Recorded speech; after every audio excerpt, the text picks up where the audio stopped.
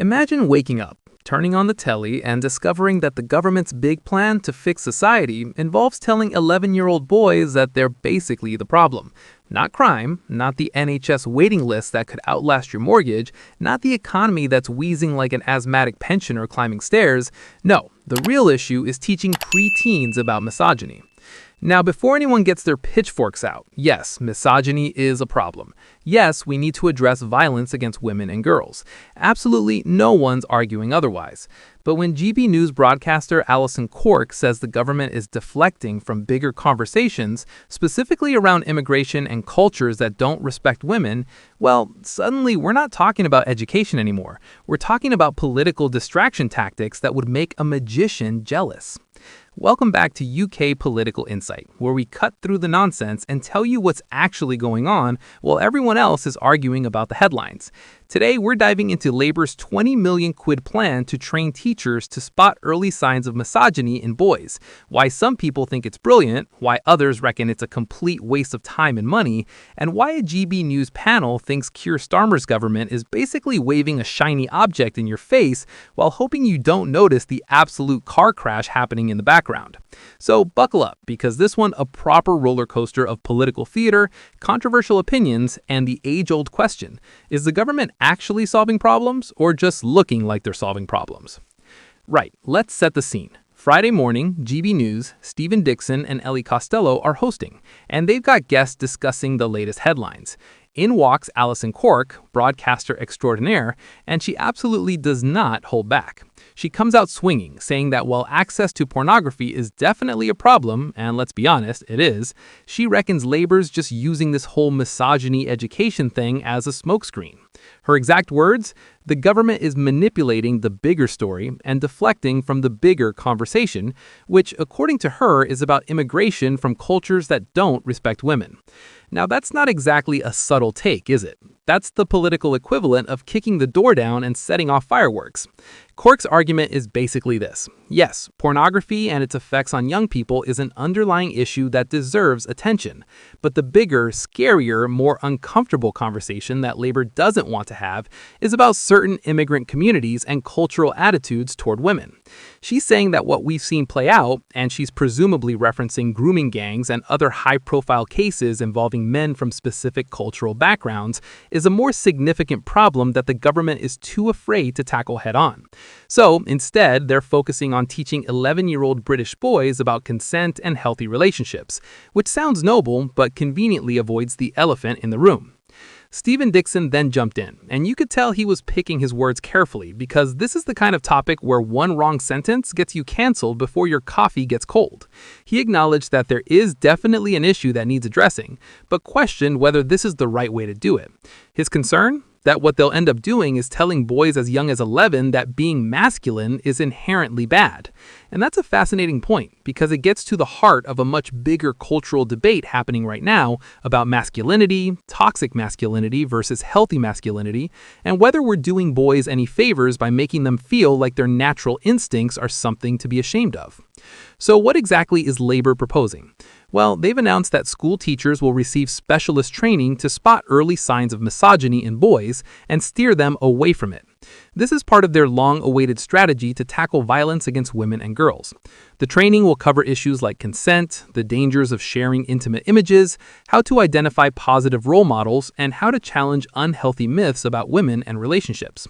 There's also 20 million quid going toward a new helpline for teenagers who need support around abuse in their own relationships. On paper, it all sounds pretty reasonable, doesn't it? Who could possibly be against teaching kids about consent and healthy relationships? Well, quite a few people, actually. Conservative leader Kemi wasted no time tearing into the plan, calling it silly gimmicks. And you've got to appreciate the simplicity of that criticism. Not a detailed policy counter-proposal, not a nuanced argument about implementation, just straight up dismissing it as silly gimmicks, which, depending on your political leanings, is either brutally effective messaging or lazy opposition. But Badenoch clearly calculated that the public isn't in the mood for Labour's virtue signaling, and she's positioning herself as the voice of common sense against what she sees as performative politics. Now, let's talk about what's really going on here, beneath the surface, because this isn't actually about whether teaching consent is good or bad. Obviously, teaching consent is good. Obviously, we want young people to have healthy attitudes toward relationships. The controversy is about three things: timing, priorities, and what's not being discussed. First, timing. Labor's polling is in the toilet. They're facing rebellions from their own MPs, the May elections are looming like a political execution, and suddenly they announce this initiative. Coincidence? Cork doesn't think so, and honestly, she might have a point. When governments are in trouble, they love announcing initiatives that make them look compassionate and progressive.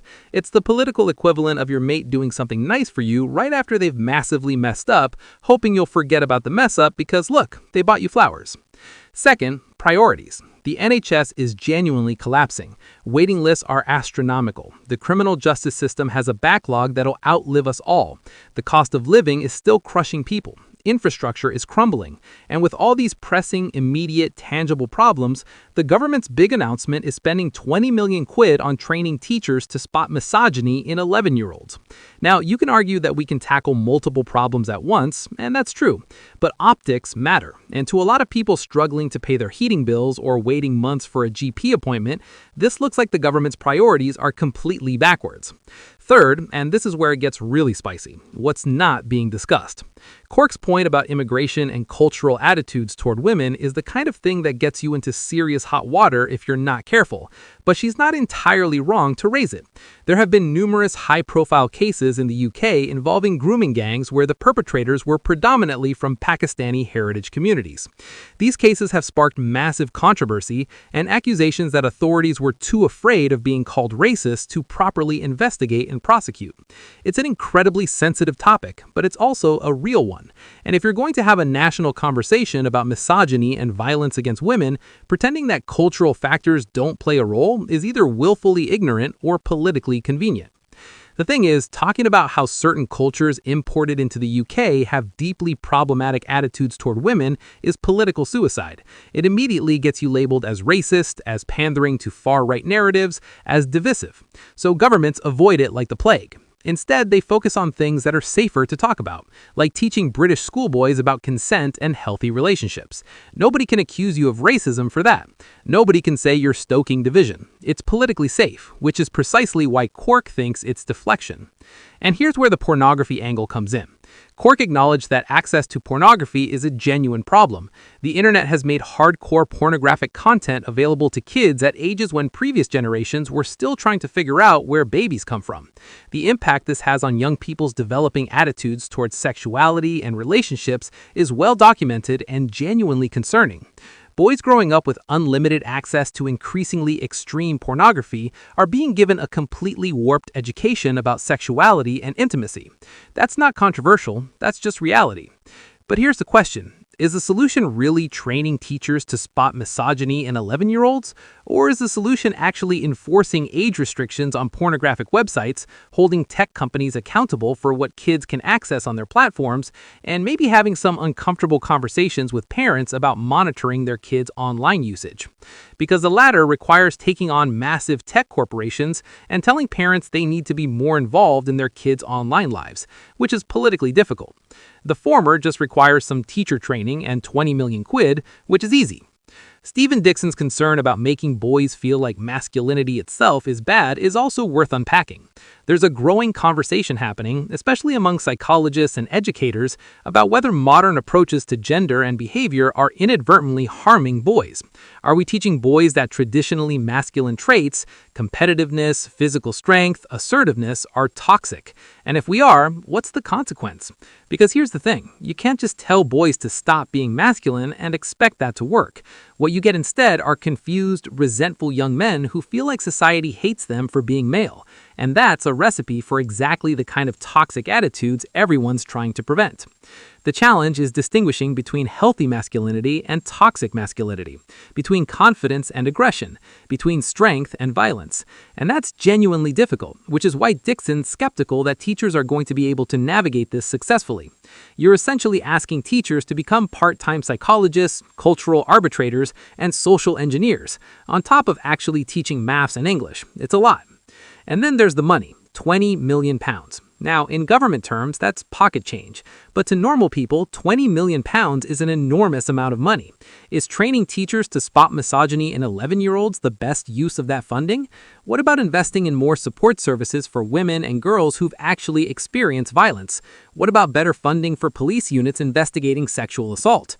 What about refuges for domestic violence victims that are perpetually underfunded? There are concrete, immediate ways to help women and girls that don't involve trying to rewire the psychology of 11-year-olds. But those solutions don't generate positive headlines. They don't let labor claim they're being progressive and forward-thinking. They'd rather announce initiatives that sound good while avoiding the harder, unglamorous work of actually improving people's lives. Cork's accusation that this is deflection also fits into a broader pattern with Starmer's government. Whenever there's uncomfortable news, rebellions, bad polling, policy failures, suddenly there's a shiny new announcement to change the conversation. It's like clockwork. And this fits perfectly. Just as Labor's dealing with the jury trial rebellion, just as the May elections loom, just as questions about immigration and integration are becoming impossible